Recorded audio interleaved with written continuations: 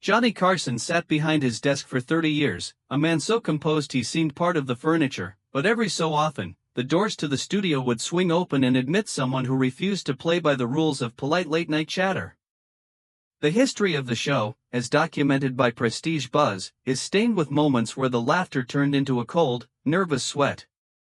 Perhaps no guest embodied this more than Paul Ehrlich.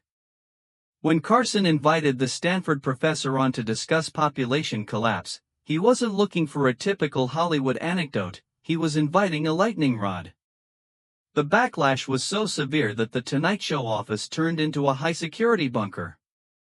Death threats arrived by the bagful, targeting both the guest and the host.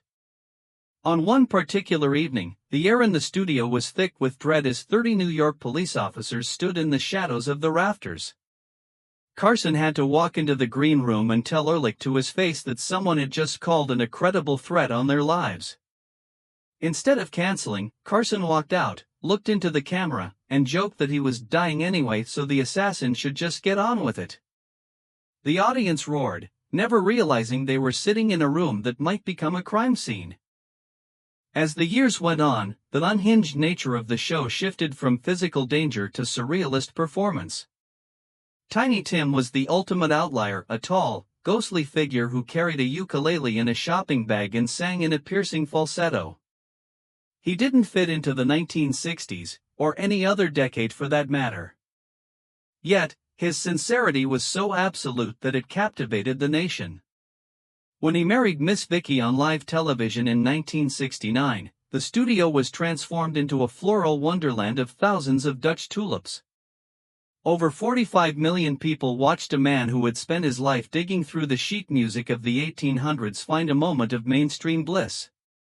It was a peak of high-rated absurdity that Carson navigated with a mixture of genuine warmth and bewildered curiosity.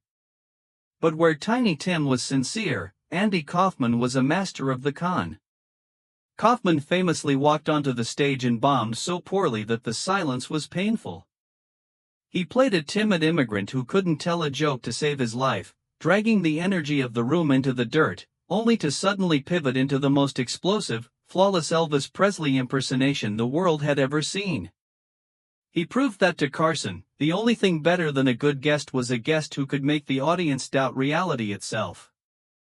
That doubt turned into a public execution for Uri Geller. Carson, who had started his career as the Great Carson performing magic in Nebraska, had no patience for those who claimed their stage tricks were actual psychic miracles. He teamed up with the legendary skeptic James Randi to set a trap. When Geller sat down, expecting the prop spoons he had brought himself, he found a set of cutlery he wasn't allowed to touch beforehand. For 20 agonizing minutes, the psychic stalled, sweated, and made excuses about the negative energy in the room. He couldn't bend a single piece of metal. It was a slow-motion car crash of a career, or so everyone thought. In a strange twist of human psychology, the more Geller failed, the more his followers believed him, arguing that his powers were so real they were subject to human fatigue. Carson had tried to expose a fraud, but he ended up creating a martyr for the paranormal. Even the regulars began to treat the guest chair like a battlefield. Charles Grodin signed an exclusive contract with the show, not to be a friend, but to be an antagonist. He would sit across from Johnny and insult the very concept of the interview, accusing Carson of not caring about his guests and mocking the shallow nature of show business. It was a high-wire act of meta-comedy that left viewers at home wondering if the two men were about to come to blows.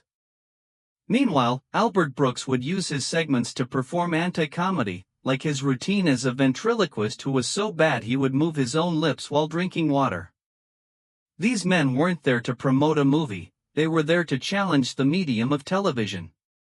Even the legendary Audrey Hepburn, who Carson admitted was the only guest who ever truly terrified him, brought an intensity to the desk that couldn't be scripted. She carried the weight of her time and the Dutch resistance and the secret scandals of her Hollywood past with a quiet, regal authority that left the usually talkative Carson fumbling for words. Each of these guests, in their own chaotic way, ensured that for 30 years, The Tonight Show was never just a talk show, it was a high-stakes arena. If you want to see more deep dives into the chaotic history of classic television, make sure to like this video and subscribe to Prestige Buzz. Hit the bell notification so you never miss a moment of the legends and the lore.